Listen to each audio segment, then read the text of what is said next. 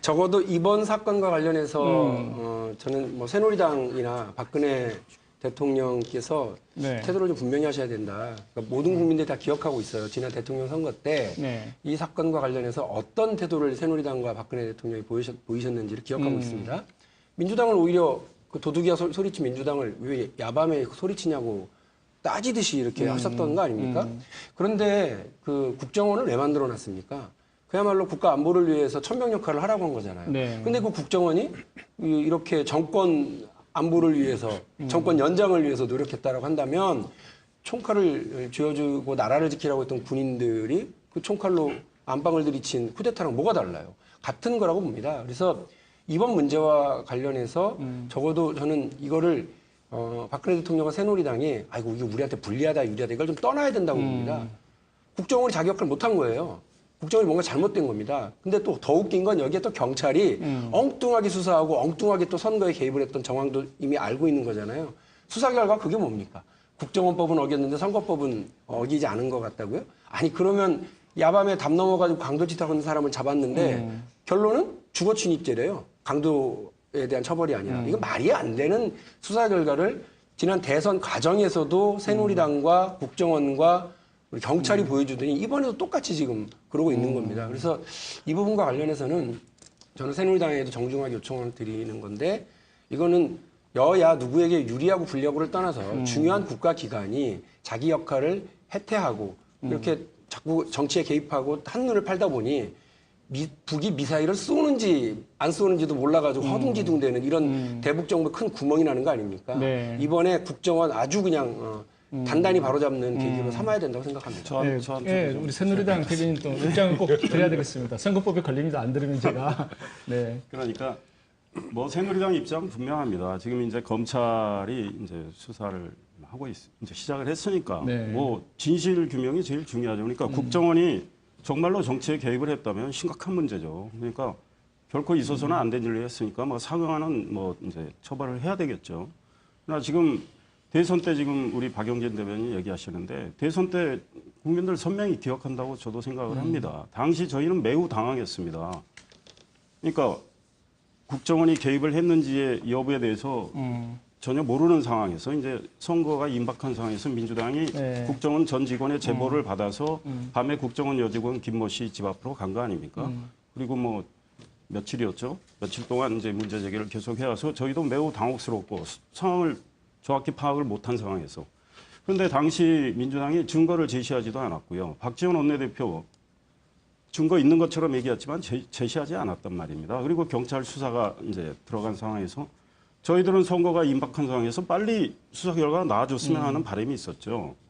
이제 그런 문제로 저는 경찰의 수사 과정에서 문제가 있어 보여요. 그러니까 이 문제까지 포함해서 지금 검찰이 이제 수사를 하니까 이 문제에 대해서는 저희가 좀 지켜보고 저희가 무슨 그 과거 국정원이 그런 정치 개입을 한 거를 감추려 할 의도도 없고 그래서도 안 된다고 생각을 합니다. 그래서 저희 입장도 같은 겁니다. 그러니까 네. 검찰이 뭐 제대로 밝혀주길 바라고 상응하는 이제 처벌이 있어야 되겠죠. 그래서 화제를... 저희가 이걸 뭐 정치적으로 지금 활용할 생각이 없는 거고 네. 그래서 민주당도 조금 지켜봐 주시는 게 좋을 것 같아요. 민주당 입장에서 뭐 입장을 얘기하는 건 좋은데 그걸 새누리당이 마치 국정원과 경찰과 무슨 합작을 한 것처럼 말씀하시는 건 상당히 네. 정치공세라고 잠깐 좀 이렇게 해주시고 예, 제가 잠깐 하나만 죄송합니다. 말씀드릴게요.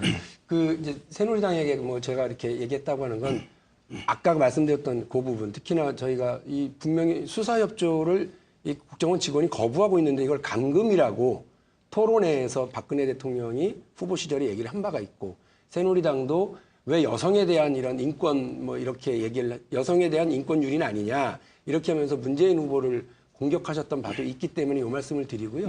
최근에도 국정원 이 관련된 수사를 촉구하니까 새누리당에서 뭐라고 그랬느냐면 아니 뭐 그 여성에 대한 인권 유린 문제는 왜 수사 안 하냐 뭐 이런 식으로 좀 엉뚱한 얘기를 하시는 분들이 계셨어요. 그래서 드리는 말씀이에요. 그 인권 유린의 문제는 그 문제는 또 별도로 고소 사건이 제기가 돼 있어요. 그러니까 그 문제에 대한 수사도 이루어져야 되겠죠. 그러니까 그 당시 상황을 봤던 분들은 그거를 감금이냐 지금 뭐 조사를 불응했다고 얘기하시는데 감금으로 보는 분들도 있을 거예요. 그 우르르 몰려가서 뭐 그 부모도 못 만나게 했지 않습니까? 허락받고 들어갔고. 그러니까 그런 상황에서 그거를 어떻게 볼 것이냐는 그럼 국민이 판단을 몫이고 또 그래서 인권 유린에 대한 문제도 고소가 돼서 그 사건이 수사가 돼야 되는데 그 사건은 수사가 제대로 안 돼 있는 상황이고 피의자도 인권은 있는 거 아니겠습니까? 그래서 저 3차 TV 토론 때 문재인 후보께서 말씀하신 그 문제는 또 저도 뭐 그날 저녁 토론회에 지적을 했지만 아니 이분이 피의자라도 아 참으로 놀랬겠다. 아 그렇게 많은 민주당의 당원들이 몰려가서 갑자기 문을 두드리고 들어가겠다고 이미 방을 한번 뒤진 상황이었지 않습니까? 그랬을 때 역지사지하면 참 나도 많이 놀랐겠다. 이러면서 그 피의자도 인권은 지켜져야 되는 거 아니냐 이렇게 말씀하셨으면 굉장히 설득력이 있었을 거로 생각합니다. 그 문제는 이제 좀 화제를 돌려서 넘어가기로 하고요. 사실은 좀 그냥 이슈가 별로 안 살아난다 그 지적을 하려고 했는데 좀 이제 이슈가 커지고 있는데 이제 사실 앞으로 그 재보궐선거 이후에 그 정치 그 판도 변화 이게 이제 사실 저 궁금한 부분이라 생각하는데요.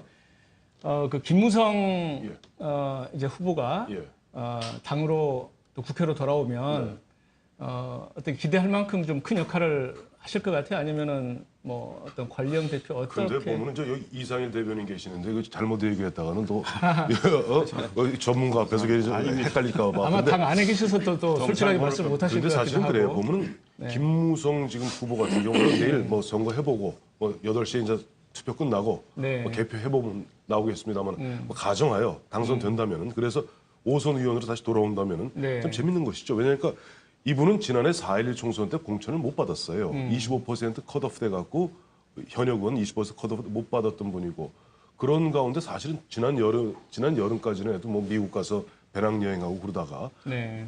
마지막에 보면 민주당이 이제 살아나고 안철수 바람이 살아나는 분위기에서 들어왔단 말이에요. 그러니까 일부 사람들을 보면 이 지금 김무성 전 의원이 보면은 뭐 이런 친박의 좌장이다. 근데 친박의 좌장이었던 2007년 이야기거든요. 근데 그 이후에 2009년쯤 되면은 이미 당시 박근혜 캠프 내에서는 뭐 우리 캠프에는 이인자 없다, 좌장 없다 하는 식으로 일단 선을 그었고 뭐 기억하시겠습니다만은 당시 이제 김무성 의원 원내대표 시키려고 그랬던 청와대 의도하고 박근혜 의원하고 충돌하면서 결국 뭐 우여곡절 끝에 결국 되긴 됩니다만은 네.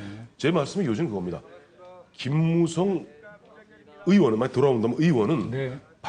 현재 지금 당 지도부와 같이 일반 청와대하고 소통을 갖다 원활히 하기보다는 어떻게 보면 새누리당의 아이덴티티를 세우는데 정체성을 세우는데 좀 더 신경을 쓰는 때문에 청와대하고는 상당히 긴장 관계를 유지하는 가운데 제 독재적 행보를 할 가능성이 크다.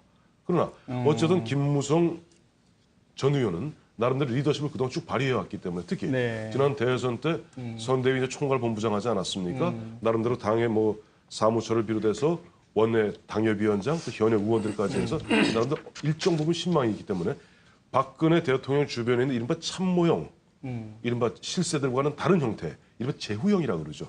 독자적 기반이 있는 제후형으로서 새누리당 내의 어떤 뭐 세력 재편, 이편 하나의 기폭제가 될 수 있다. 뭐 청와대 끌려가지만 않을 거다 이런 전망을 하고 계시는군요. 맞습니까? 근데 요즘 그 안철수 이야기도 저희가 안 할 수가 없는데요. 요즘 뭐 세간에 그런 이야기 생각이 있잖아요. 좀 다른데. 좀 달라요? 굉장히 좀 짧게. 좀 건너뛰고 그래요. 처음에 재보선, 국정원, 다시 재보선 이후에. 국정원은 좀 이렇게 알겠습니다. 그런 잘못. 조금 하죠. 국정원 얘기. 국정원은 이제 알겠습니다. 그만 조금의 하겠습니다. 생각은 저는 김무성 후보가 들어오면은 박근혜 정부가 각을 세우지는 않을 것 같아요. 각을 당장 세우지는 않죠. 그래서 근데 약간의 긴장은 있다 이거죠. 뭐 그렇긴 하겠습니다만은 이거는 왜냐면은 지금 새누리당 입장에서는 만약에 큰 선거, 지방선거라든지 또 조금 있으면 이제 총선이 있지 않습니까? 한 3년 시간이 남았습니다만은 과거에 박근혜 비대위원장, 과거에 박근혜 대표가 했던 역할을 할 수 있는 사람이 없어요. 이거는 영남을 튼튼한 기반으로 삼고 있는 정당인데 누가 그렇게 매력적으로 또는 강한 어떤 리더십을 가지고 영남을 끌어안으면서 선거정을 돌파할 수 있는 인물이 많지가 않습니다. 뭐 없다고 얘기하면 조금 실례되는 것 같고. 네. 김무성 후보는 본인의 장단점이 있습니다만은 그 지역에서는 가장 가까운 인물이에요. 네. 그렇다고 말하면은 당에서 박근혜 정부하고는 상당 부분 공조 체제로 가면서 물론 뭐 그냥 예스맨은 아니라고 하더라도 하면서 여론을 받아줘야 되니까 하면서도 총선과 대선을 의식해서 새로운 주류를 형성할 가능성이 높다. 신주류를 형성할 가능성이 높다는 생각이 들고 안철수 말씀하셨죠. 네, 과연 새정치 할 수 있을 것인가 이게 한마디만 더 네. 붙일게요. 그러니까 사실 새누리당의 어떤 뭐 전통적 지지 기반은 지역적으로는 영남인 것은 누구도 부인할 수 없는 사실입니다. 영남은 TK와 PK로 나뉘죠.